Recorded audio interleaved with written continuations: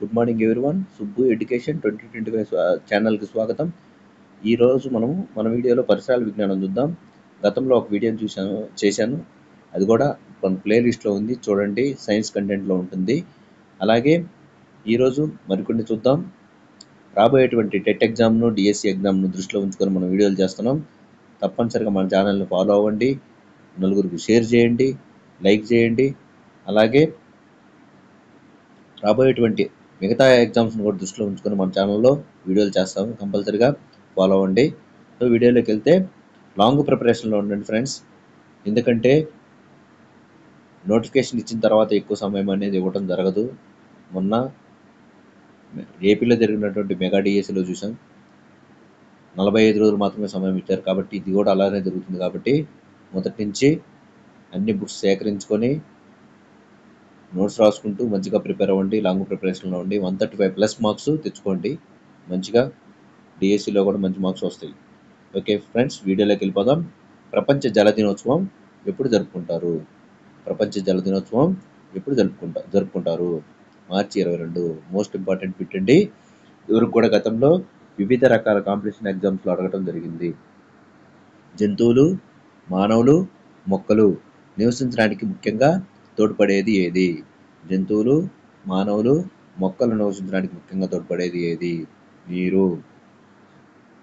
ఆంధ్రప్రదేశ్ ప్రభుత్వం వారు పాఠశాలల్లో కొత్తగా ఏర్పాటు చేసిన గంట ఏది? ఆంధ్రప్రదేశ్ ప్రభుత్వం వారు పాఠశాలల్లో కొత్తగా ఏర్పాటు చేసిన గంట ఏది? నీటి గంట. నీటిని ఏ విధంగా శుద్ధి చేస్తారు? నీటిని ఏ విధంగా శుద్ధి చేస్తారంటే వేడి చేయడం ద్వారా, వడపోత ద్వారా. పాఠశాలల్లో ఏర్పాటు చేసిన నీటి గంట రోజుకు ఎన్నిసార్లు మ్రోగుతుంది? పాఠశాలల్లో ఏర్పాటు చేసిన నీటి గంట రోజుకు 3 సార్లు మ్రోగుతుంది. ఈ క్రింది వానిలో నీటి గంట ముఖ్య ఉద్దేశం ఏమిటి? ఈ క్రింది వానిలో నీటి గంట ముఖ్య ఉద్దేశం ఆప్షన్ బి, డి. విద్యార్థులు తగినంత నీరు త్రాగేలా చేయడం, విద్యార్థులు నిర్జలీకరణకు గురి కాకుండా చూడటం, ఆరోగ్యంగా ఉంచడం. ఈ కారణం చేత విద్యార్థులకి సపరేట్గా నీటి గంట అనేది ఆంధ్రప్రదేశ్ ప్రభుత్వ పాఠశాలల్లో నీటి గంట అనేది ఏర్పడడం జరిగింది. రోజుకు 3 సార్లు మోగుతుంది. ఆది మానవుడు ఎక్కడ నివసించేవాడు? ఆది మానవుడు ఎక్కడ నివసించేవాడంటే గుహల్లో. సో గతంలో ఇల్లు అలాంటివి ఏమీ లేవు కాబట్టి గుహల్లోనే ఆది మానవుడు తన జీవనాన్ని మొట్టమొదటిగా ప్రారంభించడం జరిగింది. గుహల్లో ఉంటూ చెట్లు, చేమలు అలాగే ఈ జంతువుల మీద ఆధారపడుతూ జీవనం సాగించడం జరిగింది. క్రమేణా వ్యవసాయము, నిప్పును కనుగొనడం, ఇవన్నీ పరిణామక్రమంగా మార్పులు చెందుతూ ఇప్పుడు ప్రస్తుతం ఈ స్థాయిలో ఉన్నారన్నమాట.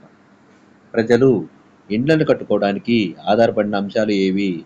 ప్రజలు ఇండ్లను కట్టుకోవడానికి ఆధారపడిన అంశాలు వాతావరణం, ఆర్థిక పరిస్థితి, స్థలం లభ్యత. ఈ క్రింది వానిలో వేసవికాలంలో చల్లగా ఉండే ఇల్లు ఏది? ఈ క్రింది వానిలో వేసవికాలంలో చల్లగా ఉండే ఇల్లు మట్టి ఇల్లు. ఎందుకంటే కింద నేల అనేది మట్టి తొలుగుతారు కాబట్టి ఎంత ఎండ అయినా కూడా చల్లగా అనిపిస్తుంది అన్నమాట. రాయలసీమ జిల్లాలో ఎక్కువగా కనిపించే ఇల్లు ఏది? రాయలసీమ జిల్లాలో ఎక్కువగా కనిపించే ఇల్లు రాతితో కట్టిన ఇల్లు. క్రింది వానిలో క్యాన్వాస్ గుడ్డతో తయారయ్యి ఉండేది ఏది?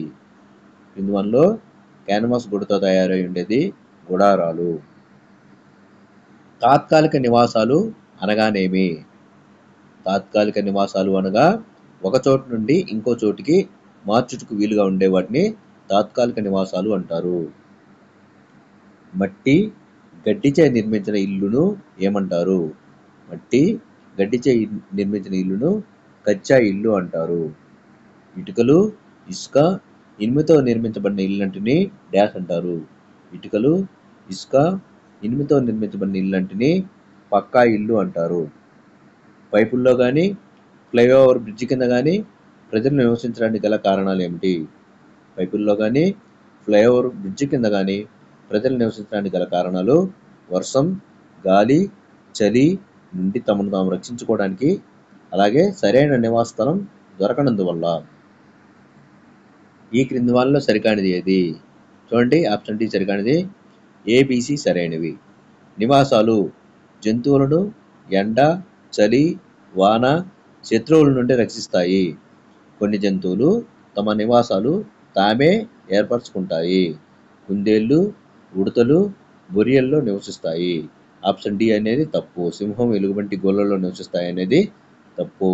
ఇవి కూడా గుహల్లో నివసిస్తాయి. సింహం, ఎలుగుబంటి గుహల్లో నివసిస్తాయి, గుళ్ళల్లో కాదండి. గుళ్ళల్లో నివసించేవి పక్షులు. ఈ క్రింది వానిలో నేలపైన మరియు నీటిలోను జీవించే జీవులు ఏవి? క్రింది వానిలో నేలపైన మరియు నీటిలోను జీవించే జీవులు ఏ, బి. కప్ప మరియు మొసలి. ఈ క్రింది వానిలో సరికానిది ఏది? డి సరికానిదండి. ఏ, బిసి సరైనవి. పులి గుహలలో నివసిస్తుంది. గుర్రాన్ని గుర్రపుశాలలో ఉంచుతారు. చేప నీటిలో నివసిస్తుంది. ఏనుగు, జిరాఫీ నీటిలో నివసిస్తాయి అనేది తప్పు. ఇవి అడవుల్లో నివసిస్తాయి. పిచ్చుక గూడు కట్టుకోవడానికి ఈ క్రింది వాటిలో ఉపయోగపడేవి ఏవి? పిచ్చుక గూడు కట్టుకోవడానికి ఏమేమి ఉపయోగపడతాయి? గడ్డి పుల్లలు, గడ్డి ఆకులు, పత్తి. ఇవన్నీ ఉపయోగపడతాయి అన్నమాట. నివాసాల పరిణామక్రమం. నివాసాల పరిణామక్రమం ఏంటి? మొదట్లో గుహలు, నెక్స్ట్ పూరిళ్ళు, తర్వాత మట్టిల్లు, తర్వాత పెంకుటిల్లు, తర్వాత డాబా ఇల్లు, తర్వాత బహుళంతస్తుల భవనము ప్రజెంట్. చక్రాలు టైర్లతో నిర్మించబడి ఒక ప్రాంతం నుండి మరొక ప్రాంతానికి నడవడానికి వీలుగా ఉన్న వాహనాన్ని ఏమంటారు? చక్రాలు టైర్లతో నిర్మించబడి ఒక ప్రాంతం నుండి మరొక ప్రాంతానికి నడవడానికి వీలుగా ఉన్న వాహనాన్ని ఏమంటారు? కారవాన్. చెట్ల కాండానికి రంధ్రం చేసి తన నివాసం ఏర్పరచుకునే పక్షి ఏది? చెట్ల కాండానికి రంధ్రం చేసి తన నివాసం ఏర్పరచుకునే పక్షి వడ్రంగి పిట్ట. బస్సు నిలుపు స్థలాన్ని డాష్ అంటారు. బస్సు నిలుపు స్థలాన్ని డాష్ అంటారు. బస్సు ఆగు స్థలం లేదా బస్ స్టాండ్ అని పిలుస్తారు. ప్రస్తుతం ఉపయోగంలో లేని ప్రయాణ సాధనాలు ఏవి? ప్రస్తుతం ఉపయోగంలో లేని ప్రయాణ సాధనాలు ఏవంటే గుర్రపుబండి, గాడిదపై ఎక్కడం, అలాగే రథాలు. ఇవన్నీ ప్రస్తుతం ఉపయోగంలో లేవు. క్రింది వానిలో గాలిలో ప్రయాణించే వాహనాలు ఏవి? క్రింది వానిలో గాలిలో ప్రయాణించే వాహనాలు విమానాలు, హెలికాప్టర్లు. కార్లు, బైకులు, ఓడలు అనేవి. కార్లు, బైకులు ఏమో రోడ్డు మీద, ఓడలు అనేవి నీటి మీద ప్రయాణం చేస్తాయి. రోడ్లు ఎన్ని రకాలు? రోడ్లు ఎన్ని రకాలంట? 6 రకాలు. ఒక చోటు నుండి మరొక చోటుకు వెళ్ళడానికి ఉపయోగపడే సాధనాలు ఏవి? ఒక చోటు నుండి మరొక చోటుకు వెళ్ళడానికి ఉపయోగపడే సాధనాలు వాహనాలు. రవాణా వ్యవస్థలో ముఖ్యమైనవి ఏవి? రవాణా వ్యవస్థలో ముఖ్యమైనవి రోడ్లు. ట్రాఫిక్ సిగ్నల్స్ ఉండే రంగులు ఏవి? ట్రాఫిక్ సిగ్నల్స్లో ఉండే రంగులు చూడండి, ఎరుపు, ఆకుపచ్చ, పసుపు లేదా ఆరెంజ్. ఇవన్నీ ట్రాఫిక్ సిగ్నల్స్లో ఉండే పసుపు, ఆరెంజ్ రంగు దేనిని సూచిస్తుంది? ట్రాఫిక్ సిగ్నల్స్లో ఉండే పసుపు లేదా ఆరెంజ్ రంగు బయలుదేరుటకు సిద్ధంగా ఉండడం అని. వాహనాలను నడపడానికి ఏ ఇంధనాలు అవసరం? వాహనాలు నడపడానికి ఏ ఇంధనాలు అవసరం? Petrol, diesel, CNG. భారత ప్రభుత్వం విద్యుత్, సిఎన్జి ఇంధనాలతో నడిచే వాహనాలను ఉపయోగించమని చెప్పడానికి గల కారణం? భారత ప్రభుత్వం విద్యుత్, సిఎన్జి ఇంధనాలతో నడిచే వాహనాలను ఉపయోగించమని చెప్పడానికి గల కారణం పర్యావరణమునకు హాని కలిగించవు కాబట్టి. మామూలుగా ప్రజలు ప్రయాణించడానికి వాహనాలు ఉన్నాయి. అవి కాక సౌకర్యములను ఉపయోగించే వాహనాలు ఏవి? చూడండి, ambulance, road roller, Poclain, fire engine. ఇవన్నీ ఇతరులకు మన భావాలను, ఆలోచనలను తెలియపరిచే విధానాన్ని డాష్ అంటారు. ఇతరులకు మన భావాలను, ఆలోచనలను తెలియపరిచే విధానాన్ని భావ వ్యక్తీకరణ అంటారు. నృత్య కళాకారులు భావాలను వ్యక్తపరచుటకు వేటిని ఉపయోగిస్తారు? నృత్య కళాకారులు భావాలను వ్యక్తపరచుటకు వేటిని ఉపయోగిస్తారు? ముద్రలు ఉపయోగిస్తారు. భావ వ్యక్తీకరణలో భాగమైన వాటిని డాష్ అంటారు. భావ వ్యక్తీకరణలో భాగమైన వాటిని ఎమోజీలు అంటారు. మనం దూరదర్శిని చూడటం ద్వారా సమాచారం తెలుసుకోగలడం అనేది ఏ భావ వ్యక్తీకరణ? పరోక్ష భావ వ్యక్తీకరణ. ఈ క్రింది వానిలో పరోక్ష భావ వ్యక్తీకరణకు సంబంధించినవి ఏవి? ఈ క్రింది వానిలో పరోక్ష భావ వ్యక్తీకరణకు సంబంధించినవి ఏవి? చూడండి, పోస్ట్ కార్డు, మెయిలు, మెసేజ్లు పైవన్నీ.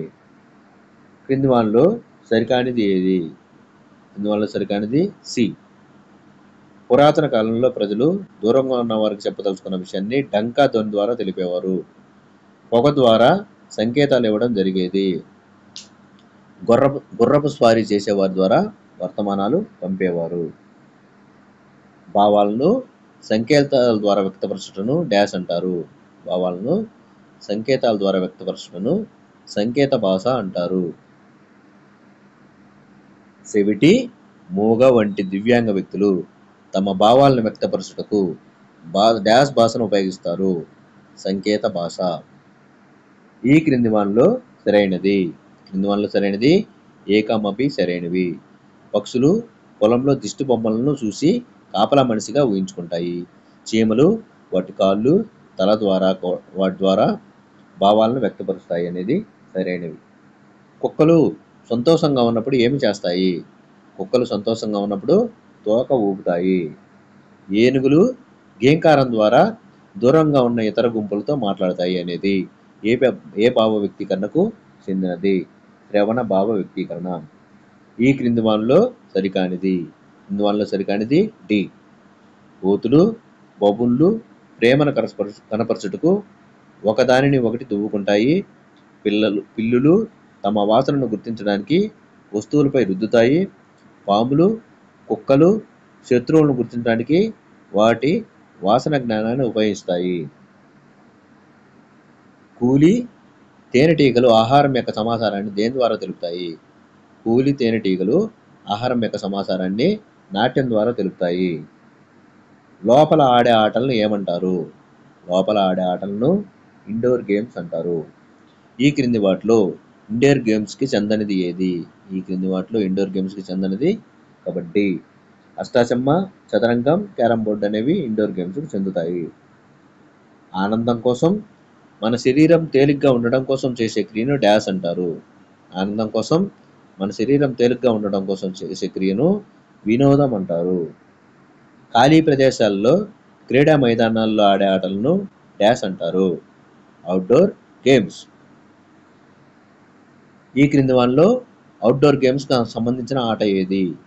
ఈ క్రింది వానిలో అవుట్డోర్ గేమ్స్కి సంబంధించిన ఆట కబడ్డీ, ఖోఖో, క్రికెట్, వాలీబాల్. మన రాష్ట్ర క్రీడ ఏది? మన రాష్ట్ర క్రీడ కబడ్డీ. మన జాతీయ క్రీడ ఏది? హాకీ.